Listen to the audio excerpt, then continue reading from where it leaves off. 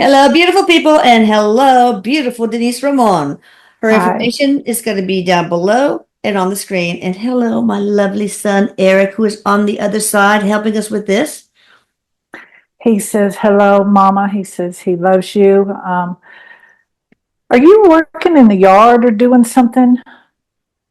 I was digging up stuff to make a Duro Dango, try that, but now I'm Because he afraid I'm says he going was to get out there pinned. helping you. He's shown me working in the Okay, yard that he was helping. Is why I asked. awesome. 'Cause, yeah. Yeah, that's probably it. I was digging up dirt. Okay. Yeah. He says he was out there helping. All right, guys, we are going to channel Mr. Christopher Christofferson. What a name. It's like, what parent does that? It's like, there was one person whose last name was Rose and her first name was Rose. Rose. But anyway, thank you, Mr. Christofferson, for agreeing to be on on this session. How are you? He was really good. And Erik is saying, that he was very excited to come forth because he really, I just have chills. He really, it's not that he believes in what you're doing, but he really advocates for the work that you're doing. Oh, He says you don't get enough credit for it, and he hopes everybody who listens subscribes and gives a thumbs up yeah. to your channel Good for and stuff. Christopher. Yeah, Chris. because he says he really admires you and the work that you do because it's Oh, not thank easy, you. is what he's saying. Yeah. Yeah, I admire your work too. All right, He let's says do a thank little you. backstory on you. Christopher Christofferson was an American country music singer, songwriter, and actor. He was a pioneering figure in the outlaw country movement in the 1970s, moving away from the polished Nashville sound and toward a more raw, introspective style. I can see that. Wow. What made you make that change? He said because it didn't feel authentic to him. It just Yeah. didn't feel, and he had his own flavors, he said, and he wanted to put that out there because his genre is classified as country, but it's not. It's some of it's country, but some of it also, he says, is it can be classified as southern rock, so to Oh, speak. He says, I can see that. so yeah, and he said, but he liked what he just didn't fit into the traditional Yeah. country music back then, is what he said. Totally see that. All right. These are questions from the community who we love. Was transitioning to the other side scary for you, Chris? Were you alone? What were your feelings, emotions the moment you exited your body? Maybe give us a little lowdown or down low, as they say. He definitely wasn't afraid or anything. He said, he always knew that there was something other than him on the other side. He always knew that there's more than us here. There's something greater, an energy or whatever. He says, being in this industry, that there's something more because where you go when you're playing music, where you're directed, he says, and he had the privilege of doing both. He says he wrote music, he played music, he sang music, and he acted. So he got to do everything, The whole gamut. Yes, and he said, and he knew that there was something other than himself. It wasn't just him being so good. There was other things that allowed that to take place. Yeah. So he said, he tells me, the human part of him would have wanted to stay more if I feel like if he had the stamina to stay. But he says, he knew where he knew where he was going. He said, he knew that it was going to be good, and so he didn't have any fear. Who met you on the other side? First thing he said was my mother did. My mother. He said he, he didn't always have the best relationship with her, not because of her. He says because of me. Oh, okay. He said, but towards the end when he matured and everything, that changed. But he said he really thought a lot about the hell he caused her early on, he said, When because he he was was, a teenager, child? yeah, well, in his 20s and that, he said he was Oh, a okay. hellraiser. He just really didn't have a fence around him. He was just doing whatever. Born in Texas. Look how handsome you are. He said I was good looking. He said I Yeah. was. So, and I'm asking him, did he speak Spanish? Because he was born near the border and stuff. Did he speak Spanish? And he said, he knew some, but he wasn't fluent. Oh, okay. So, were you raised in a religious family? Yes, he says I was raised in a family where Christ was definitely mentioned and put in front of us. He said yes. How did you die? I'm looking it up and I just don't see. Had 8 children from 3 marriages. Wow. He said, he goes, I know I was colorful. He said, he says, he's just saying his body just Wore out. exhausted, wore out, it's just exhausted, I mean, he says, when you played as hard as I have, he says, things just give out. Yeah. Yeah. So I didn't know you briefly dated Janis Joplin right before her death. Yeah, he said that was brief. He said, if she was still living, that probably wouldn't have been mentioned. He said, but because she was this amazing artist that lasted a very short period, this is why it was mentioned. He said, yes, he did. He goes, they went out. He said they went out, Okay. they hung out and stuff. I don't feel like they were an item, like they were exclusive in that. But yeah. So have you met her? He said, oh, yes. Erik says, you meet everybody here. He says, Awesome. Erik, yeah. He said, yeah. All right. I'd like to know if the afterlife is anything close to what he could possibly have imagined. Maybe they want you to describe it, I think. He says there really are not any human words that can really describe it to the way you feel, because it's all about feeling.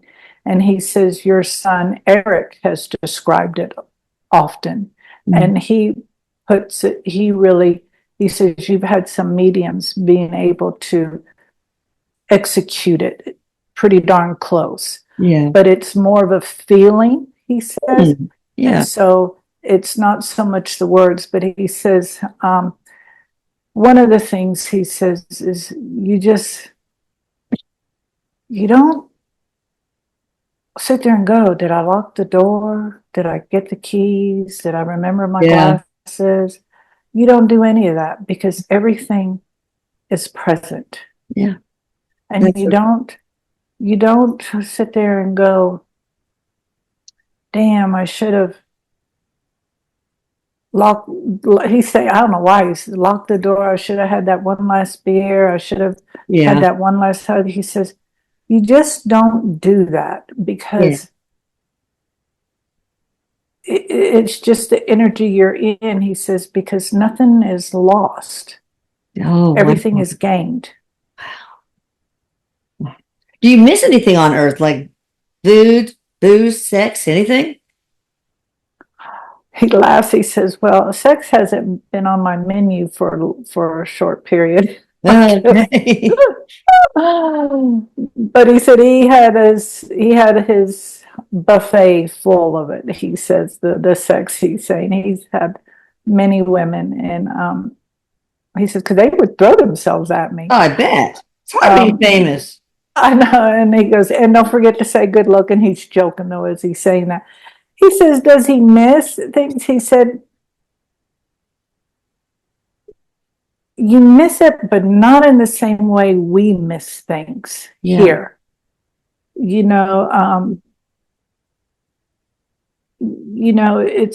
not a miss. It's just that you remember what it's like to drink that beer or to eat that pizza.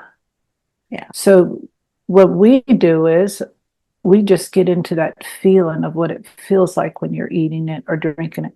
He says, because that's why you're eating and drinking it, is because you like the way it feels, makes you feel. So we can get right into that feeling of it, Nice. is what he's saying. So what was it like reuniting with Johnny Cash and Waylon Jennings, if you have? He said yes. And, you know, it's like we all just did a high five. Like we all made it, you know, we all made it. We all completed our journey here. And he says, and we all did it extremely well, you know, and better than what we thought we did it when we were here. And he says, it's just exhilarating. He says, it's like completing a triathlon at the age of 70, where nobody says you can do it, and you do it and you beat everybody. From the young kids to the old kids, you beat everybody's time. It's just exhilarating like that. And I don't know why he's given that analogy. He says, but it's just exhilarating. And he says, and it's so nice to see people, because we're like, I remember you when you were Johnny Cash, or I remember you when you were Janis Joplin, or you were my mother. You did such an awesome job. You were my sister. You were my brother. It's just like, he says, it's just so exciting to see everybody in their purest form, and you get to reminisce about how fun it was playing that role. That's cool. Was it easy to perform with the other country singers in the group, the Highwaymen? Roy Orbison, John Petty, or is it John Petty? Tom Petty. Tom Petty. Yeah, I knew I was doing it wrong. And I mean, did egos get in the way? There's a big star. He says, you know, of course you're going to get a little bit or something here and there, but we were so grounded in what we knew, what we could do. He says, so we didn't have to prove. Tom Petty didn't have to prove to me. I didn't have to prove to anybody or anything. He says, because we were around people who were so established already, you know, so that it wasn't like we were 20 years old trying to prove to ourselves that we were something. We already knew that we were good at what we did, because, you know, the audience said that, the record said that, and, you know, everything, you know, and plus we knew we were good. Not so good to where we didn't ever have to practice and that. He says, but he just says the egos really weren't there, other than sometimes, you know, he says some people's stuff was flared up, rather they were in a bad relationship or something went wrong, and then they were not there. Drama. Can't escape it. It's the earthly plane. So one of my favorite songs from the Highwaymen is the one where each of you have a deal where you talked about where you were in another life, and like you were a Highwayman, or you worked on it, and then you go around and around. Like it talks about past lives and reincarnation. So how did that song come to be? I can't remember the name of it.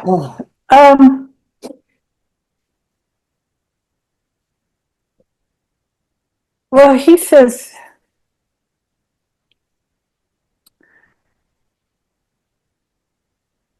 there was a few of us that did some trippy medicine.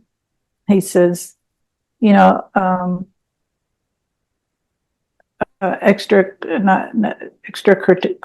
is he saying? They did drugs, I guess would be the thing to say, that they did, you know, and they played around with it and stuff. And so they all knew, he says, they all knew that there was more to this life than this, as he was saying earlier. He said, we all knew that there was something. You know, some of us had different belief systems. He said, of course, there was a few of us that believed that knew that there was ETs and that we just knew that there was so much more than what this planet is offering to us today. We knew there was something out of this.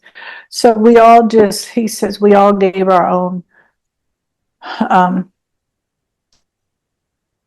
description, put it in our own words about how we felt it was. Because he says there's not one way to do it. There's whatever way works, he says. Okay. For each person. It could be ghost riders in the sky, but I'm really not sure. I'm just trying to, but I can't concentrate. So, and Willie Nelson was there too. It's great. How did you get past your drinking habit?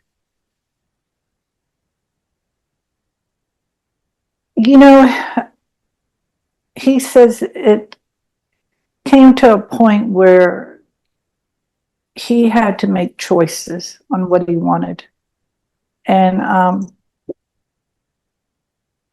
he had a lot of people behind him letting him know that his drinking was not in the best form. And so he said he sought out help. He sought out help to help with that. And worked on the things that caused him to drink. Yeah, what was the root cause? He said, even though we knew we were good and I knew he was good at what he did because of the following and people always approaching him for work and that, there was still a part of him that didn't feel there. He had regrets, he says. Like he wasn't like he should have done this, he should have done that. And is it regarding family, like wives? Everything he said, everything he said, and it's like, he said he was a big partier back when he was younger and he wasn't responsible. What was your drink of choice? He said he liked drinking, he likes smoking marijuana, and he messed around with other type of narcotics is what he said. Oh, but he learned. What drink did you like? Scotch, whiskey, wine, rosé? No, he said he was a beer drinker, but he's telling me he also liked whiskey. Okay. You had so many hit songs, but there was one or two that you were probably most proud of, right? Can you share what one of your favorites were?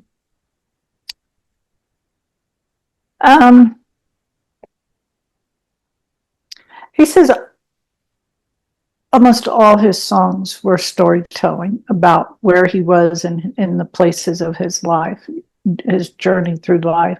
Yeah.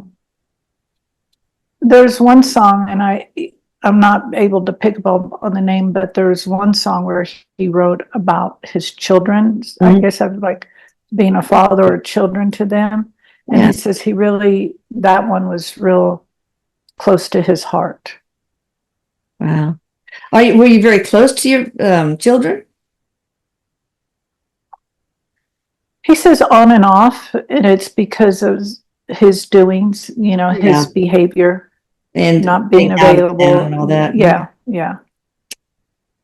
Riders in the Sky, I think that was it. So Why Me, Highwayman, Riders in the Sky, Sunday Morning Coming Down, Bobby McGee. Oh, you probably sang that. Was a cover for Janis Joplin? Yeah. For the Good Times, Loving Her Was Easier, Me and Bobby McGee, City of New Orleans. You have so many songs. Yeah, he says,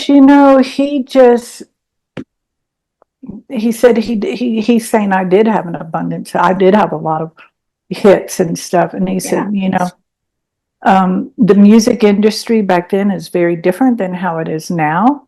One of the things he says was his talent was raw. His talent was original. It was authentic is what he's saying. And, but, he was following his dream.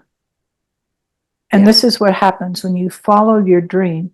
The the next thing falls into place with it. And he says, and he was just very fortunate that he met up with some really good people, managers, and people that supported him. Excellent. So, did you write Me and Mom Bob McGee or co-write it with Janice? I feel like he co-wrote that the way he's showing me. It's almost like the way he shows me is he's singing out words or belting out words and somebody else is writing it. Okay.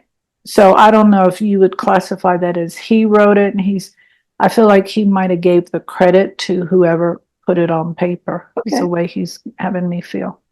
Is it true you really landed a helicopter on Johnny Cash's lawn? If so, tell us more. Like, what was Cash's reaction to that? Well, he said, yes, that is really true. And the reason he did that was because he knew then that he would get Johnny Cash's attention. No kidding. And he told Johnny Cash that this is what he was going to do. But, how many people do you believe are going to do that? You're like, oh, sure, whatever. So he followed through with it because of the response he got from Johnny Cash. He said, we laughed about that for years and years and years. Wait, did you own your own helicopter? And were you obviously a helicopter pilot? I don't think he owned the helicopter. I think he the way he says he had enough money to rent. Oh, yeah. Someone to do At that time, yeah. Wow. What's one high and the one low of the many hats you wore, the careers? And so not the plain high and low. Let's just do that. What's the lowest low and the highest high in your life? He said,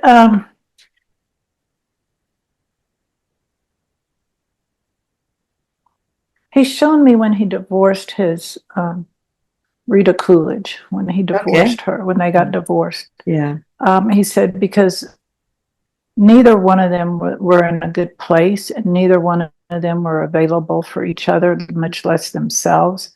And he says that was really a real low, because he said he really loved her. He just didn't know how to execute that out and give her what she needed at the time.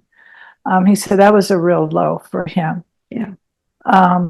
He said he also tells me it was pretty devastating when he heard that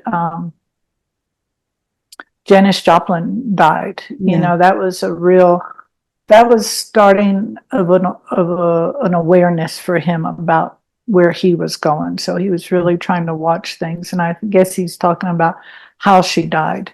Yeah. And he says the real high, he says,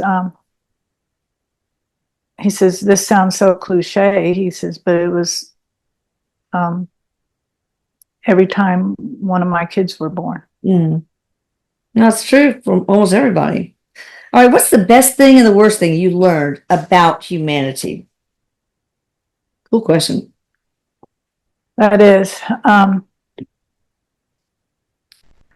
He said the worst thing that he learned is that when people don't have enough faith in themselves, they go to any lengths to get what they want. And he said one of the coolest things he learned about people is that the more humble they are, the more honest they are. Yeah. It's good.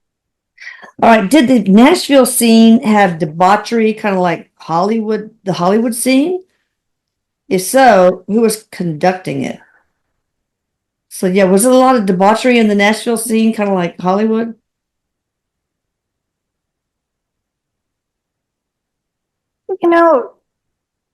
He says really, it's hard to compare the two. He says, like there was definitely some crookedness in there, because anytime you get money involved in anything, Oh, yeah. there's always going to be something. Yeah. But he says back in the early days and stuff like that, he says that it wasn't the same because we were just wanting to get our music out there. He said Yeah. it was a bunch of poor folks trying to get out of the sticks and making something of themselves, you know? And so you definitely had to be careful, you know, who you dealt with and who you signed papers with. You had to definitely get your contracts read thoroughly and stuff like that. But, you know, he just says you really can't compare the two, but there is. Well, what about the child, the pedophilia and all that kind of stuff that's sort of enmeshed in Hollywood? Was that part of the Nashville scene too? Of course. Yeah.